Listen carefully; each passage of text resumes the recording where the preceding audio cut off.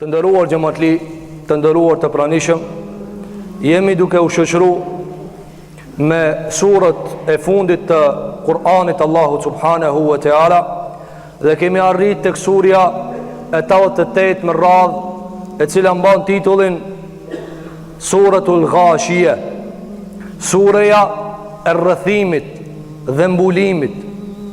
Kjo sure i ka zbrit Muhamedit sallallahu alaihi wasallam, derisa Muhamedi alayhi salatu wassalam dhe shokët e tij të ndershëm po rrethoheshin dhe po përjetonin vështirësi pas vështirësie nga populli i tyre, nga gjiri i tyre, nga damari i tyre, dhe ato ishin Quraysh, familja e pejgamberit sallallahu alaihi wasallam, për shkak të thirrjes së pastër me të cilën kishte ardhur Muhamedi alayhi salatu wassalam, dhe është thirrja për të Allahu, natyrshmëria me të cilën Allahu xhelel xhelalu ka krijuar njeriu, e jo me ato të shpikurat dhe të fabrikuarat prej njerëzve, prej adeteve, traditave të cilat s'kishin bazë në ligjin e Allahut te bareke ve teala.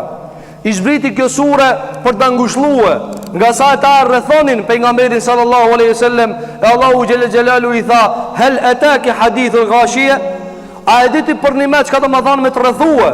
Kur të rëthojmë në ata, qka është Allahu me të rëthue, qka është Allahu me të ndëshkue, ata nuk e din këta. Andaj pejgamberi s.a.s. kjo sure i zbriti si ngushëllim dhe largim të shqetësimit dhe piklimit nga ajo e cila po e vuante prej torturave nga populli i tij. Dhe ne i përmendëm ajetet, na kanë ngelë disa prej ajeteve për ta përfunduar surën. Allahu xhelel xhelalu pasi i përmendi ata të cilët hynë në zjarr dhe i përmendi çka u premtohet xhenetlive, pastaj Allahu xhelel xhelalu në fund e përfundoi me meditim dhe në fund tha: tash po ta tregoj ti rolin e Muhammed alayhi salatu wassalam, dhe krejt atyre çka vinë në emër tan dhe flasin. Çka tha Allahu xhelel xhelalu? Fadhakkir inma anta mudhakkir.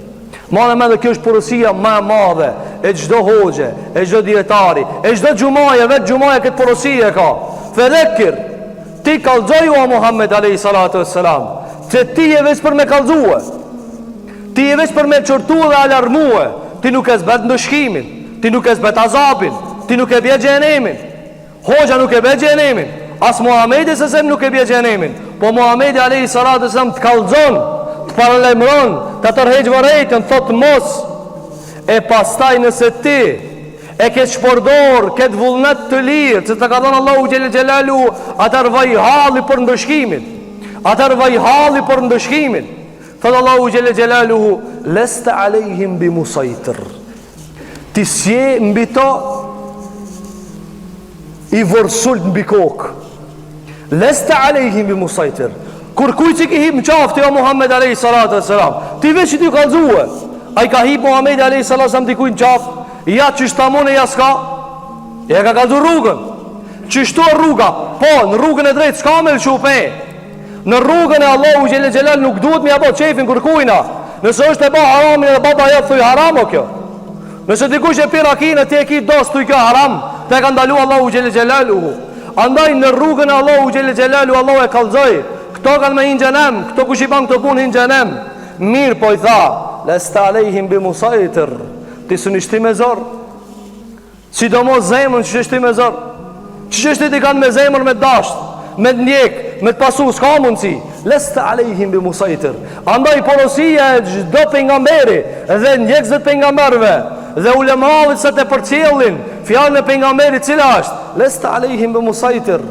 Me zorë kërkan nuk mund është me eshtije, ama duhet me të kalzue. Duhet me të kalzue, që në ditën e gjikimit mos thoje kërkush: o Zot, po kërkush më ka kalzue, kërkush mu ketë më ka mbo qefin, ketë më thonë mirije. E por mës mu kanë që shtu Allahu qonë pengamber dhe qonë njërës të cilët e kalzojnë atë që e ka thonë pengamberi sallallahu aleyhi sallam. Pasaj që ka tha Allahu gjeli gjelaluhu: illa men te walla wa kefar. Mirë po, a i cili ta këtën shpinën ti, shiko, ti në qafë që hipa të nëve, ti me zorë kërkanë së shti, ti nuk e detyron, ti nuk i banë diktat kërkujna. Mirë po, illa men te walla, sa i përket ati i cili ta këtën shpinën me vullnet lirë, wa kafar, dhe të mohon tyje, dhe mohon Allahun, dhe mohon përgjithësien, dhe mohon llogarien, fe yu'adhibuhu Allahu al-adhab al-akbar. Allahu e dënon ata me dënimin më të madh që ekziston. Andaj shikoj Allahu te bareke ve teala çka i thot Muhamedit sallallahu alaihi wasallam. Ti o Muhammed, ajo ke kallzue. Andaj në haxhin Lam Tumirës, ku Muhamedi sallallahu alaihi wasallam e kishte bë haxhin e madh, një herë në jetë, haxhin e madh, dhe kanë qenë mbi 100.000 sahabe.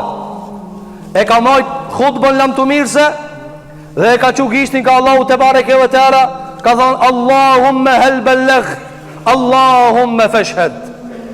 Mbi 100.000 njerëz e ka çu gishtin lart pejgamberi sallallahu alaihi wasallam dhe ju ka thënë: "O Allah, a e çova në vend?" Ka thënë: "O ju njerëz, dëshmoni." "O Allah, e çova në vend." "O Allah, dëshmo." Dhe ata i kanë thënë: "Ballaghta wa addayt." E ke çuar në vend amanetin e Allahut te bareke ve teala. Porosia e Kur'anit dhe hadithit pejgamberit sallallahu alaihi wasallam nuk ka me zor. Ne e dim plot si mas xumaje, në përket xhamiat dalin pastaj pas xumaje dhe e tallin khutbën, dhe e tallin hadithin, dhe e tallin ajetin, dhe thonë lejeve, sa veç ashtu, nuk ka çashtu, se ai e shfrytëzon vullnetin e lirë të Allahu te bareke ve teala. Çka tha Allahu xhellahu ala? Mirë po. Ai i cili ta kthen shpinën, s'do me ta mor fjalën tyje, Muhamedi sallallahu alaihi wasallam, apo e mohon Kur'anin dhe nuk i bindet Kur'anit, Allahu do ta dënon ata. A ka ma ketë se me marë Allahu thot, lema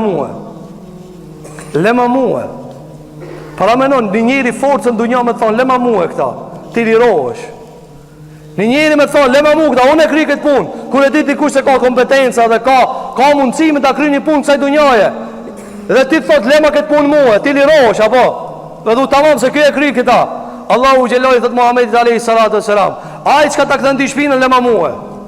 Në ajet tjetër ka ardhur fadharni lem wahidan, lem huvat me ta veç unë aj çka i ban Allahu te bareke ve teala. Pastaj Allahu xhelala përfundoi këtë sure duke thënë inna ileyna iyabahum, krejtë na kanë mukthie, krejtë Allahu xhelala kanë mukthie, i madh dhe i vogël.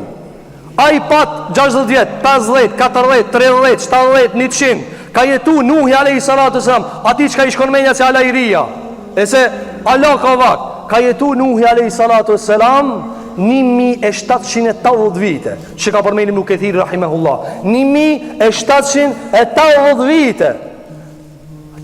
Sot ai çka jeton veç pjesën e fundit Nuhit, 80, e dhëna shumë ka jetu këtë. Ndërsa ai ka jetu 1780 dhe e kanë pyet, si është kjo dunja? Si është, o pejgamberi Allahu, çish është kjo dunja? Ka thonë si një shtëpi me dy dyrë, hindë njëra, del te tjetra.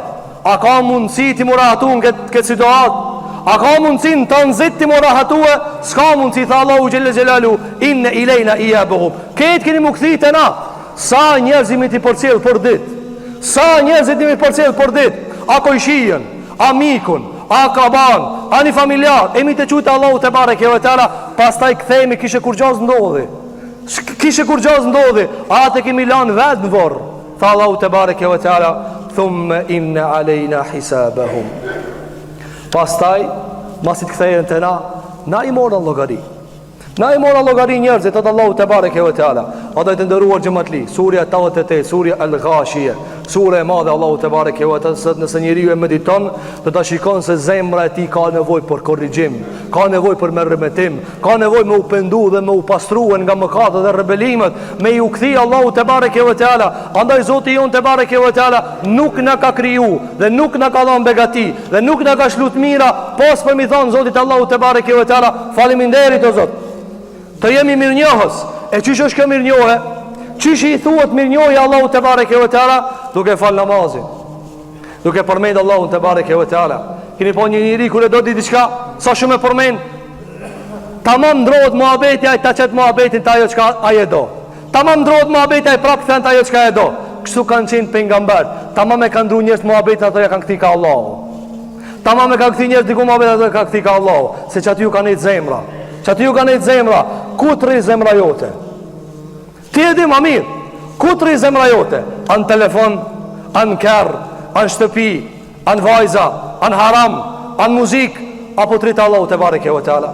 Ku ti e di më mirë, mi po vaj halli i ati i cili zemra e ti nuk është lidh me Zotin e vetë subhanahu wa ta'ala. Tha Allahu gjele gjelaluhu, thumme inna alejna hisabahum.